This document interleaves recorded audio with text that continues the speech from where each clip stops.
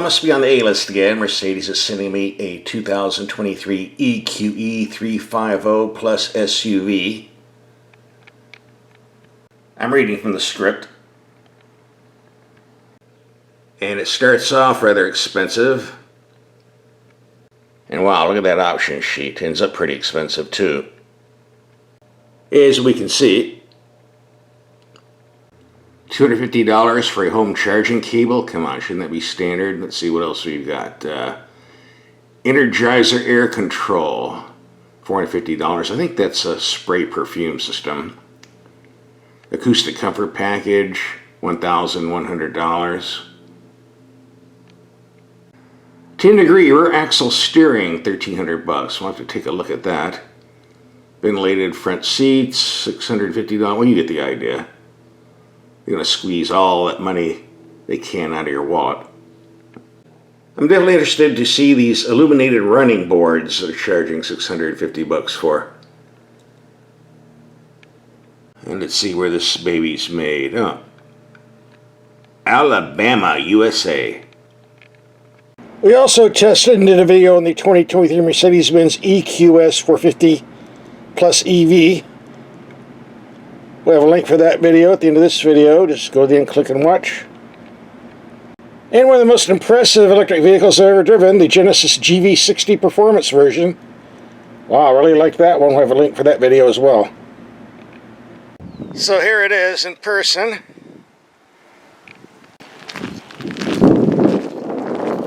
You know, it doesn't look like an SUV to me. It looks more like a hatchback. I guess I figured it had enough high ground clearance to put running boards, also known as side steps.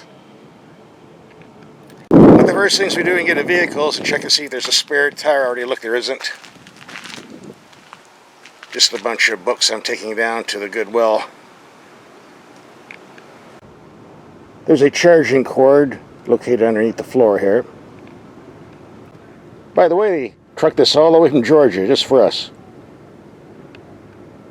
And the second thing we do, we get a vehicle to take the headlights out on the dark side of the perform. We did that in a separate YouTube video, but if you didn't see, it'll be part 3 of this video. Looks like it's divided up into 3 sections.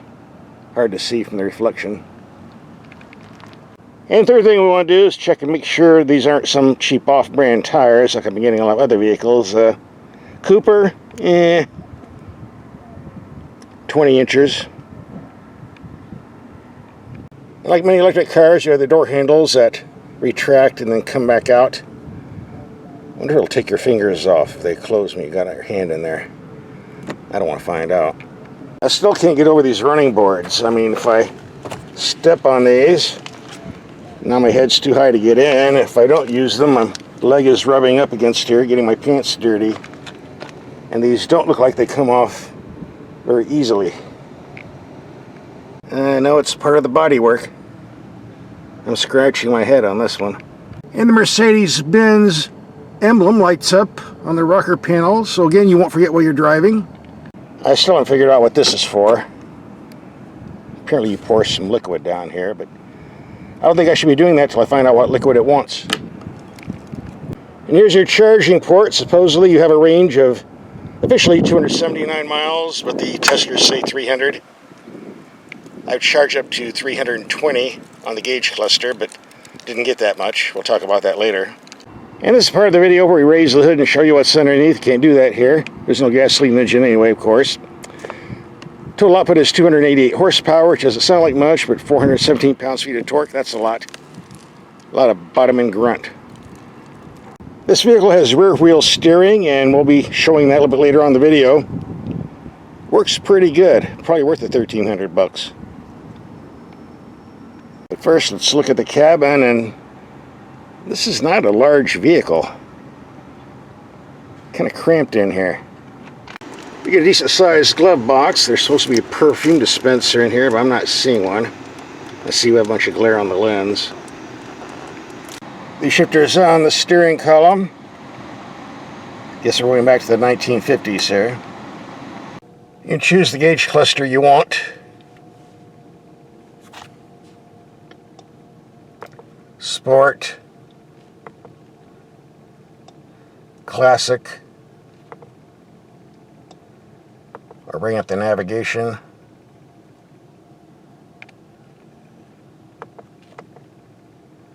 What else we got here?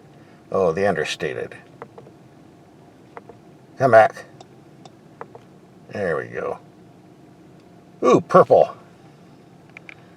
And the info screen is large enough, and actually it's not that hard to use once you figure everything out. There is a learning curve with the Mercedes vehicles, but this one isn't too difficult.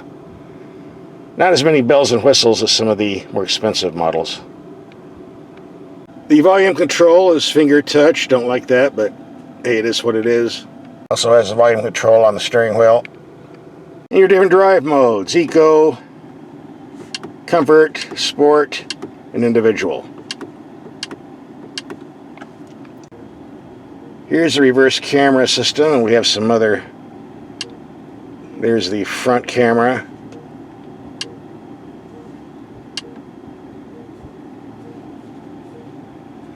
Oh, 3D.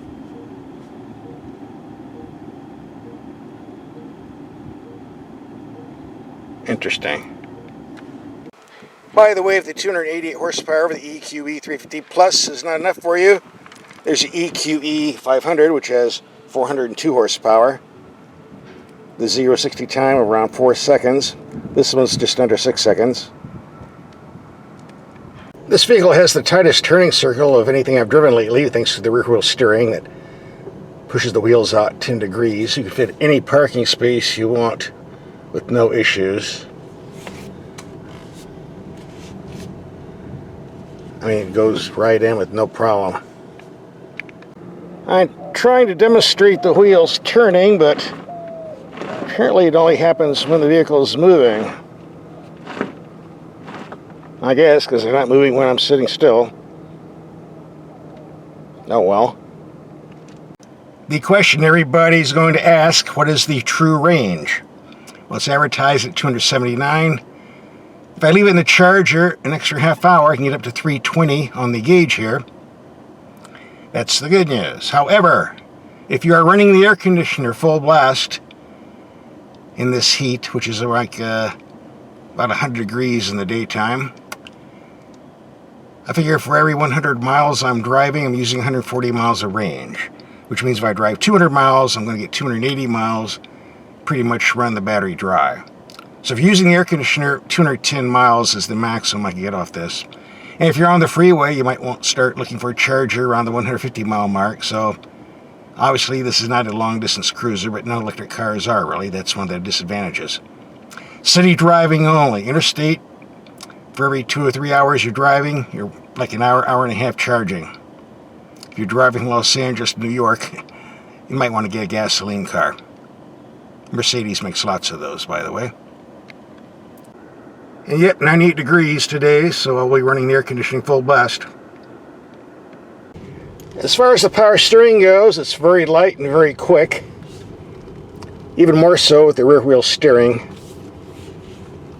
So you want to pay attention. You don't want to be playing on your phone or anything. You might find yourself in a wrong lane. Very responsive. The brakes on this Mercedes are very strong, as we would expect on a high-end German car. Unfortunately, the pedal's extremely soft and likes to sink to the floor when you're not moving, which is very annoying. Some electric cars are like that, some are not. You know, this it is. You'll get used to it over time.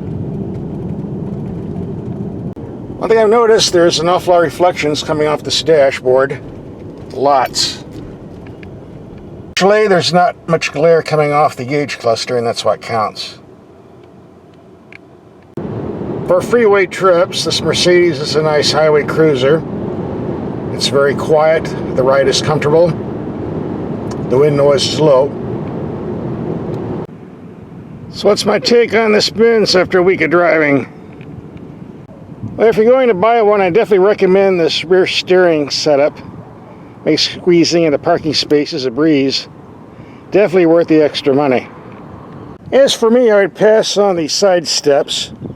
Actually, they work pretty good for kids, but for adults, this vehicle rides too close to the ground for these to be very effective. Unless you're a very, very short adult. Not for me, thanks. If you want them, knock yourself out. That ends our testing video. If you didn't see our night driving headlight test video we did on YouTube, you can watch that part now, part 3. So let's take it out in the dark and see how these lights work. Alright, it's dark enough. Let's check these headlights out. And look at this. You open the door and the Mercedes emblem goes on the pavement. So everybody know what you're driving. Nice to know we're getting something for our money. And the Mercedes-Benz emblem lights up on the rocker panel. So again, you won't forget what you're driving.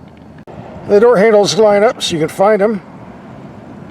The side steps, also called the running boards, light up in the dark along with the emblem. So you know where to put your feet. And the info screen lights up. Very nice. And we have a light show here along the door panels. And here's a view from the rear seat.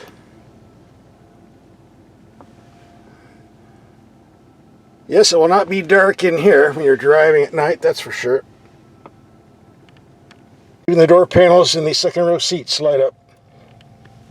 And we showed the camera system in the daytime in our other video. Let's look at the options we have in the dark. There's the front camera.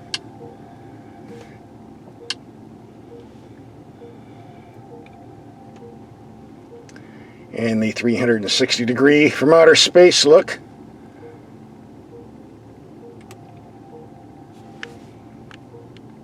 High-class system. And we have different gauge clusters you can pick from. This is the Sport, my favorite. The Understated. Looks better in the dark than it does in daytime. And the Classic, which is the more sensible of the batch, but take your pick. If you don't like looking at the navigation system on the info screen, you can pull it up on the gauge cluster as well. Usually I show the outside of the car first and go inside. We've got 30-mile-per-hour winds outside, so I got to find a place like a wall so I can talk without the microphone and camera being blown away. Alright, I found a wall to block out the wind. Let's continue on. Here's what the headlights look like. Pretty bright thus far. Tail lights go all the way across. You won't miss those. And here the emergency lights are operating. Not very bright. Also emitting from the mirrors and the front being drowned out by the headlights. Yeah, now with the headlights off, definitely bright enough. And someone sent me an email saying, well, why are you testing the emergency lights without the headlights? Who drives without the headlights? Well, if you're parked on the side of the road, you're not driving and you won't have your headlights on. Get it? Yeah, some people. Some real dumb ones out there. So let's put the low beams on my wall, 33 yards away, very bright, not much height. Definitely strong in the middle. Alright, here we're slightly more level ground. We gained about a foot. No complaints, and definitely strong within its limits. These are not weak lights, that's for sure.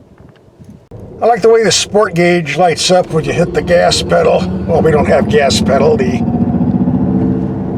acceleration pedal.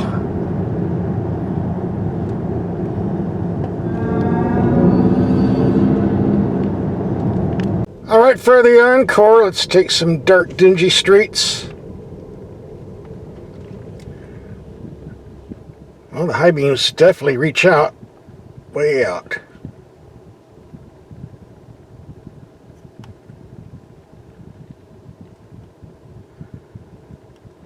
That's about a half mile. Impressive. Alright, low beam. Still riding a bit close to the ground, but still more than adequate. High beam, low beam. Overall, I have no complaints at all with the night drive. These interior lights are a bit on the gimmicky side, but hey, you gotta get something for your 80 grand, right?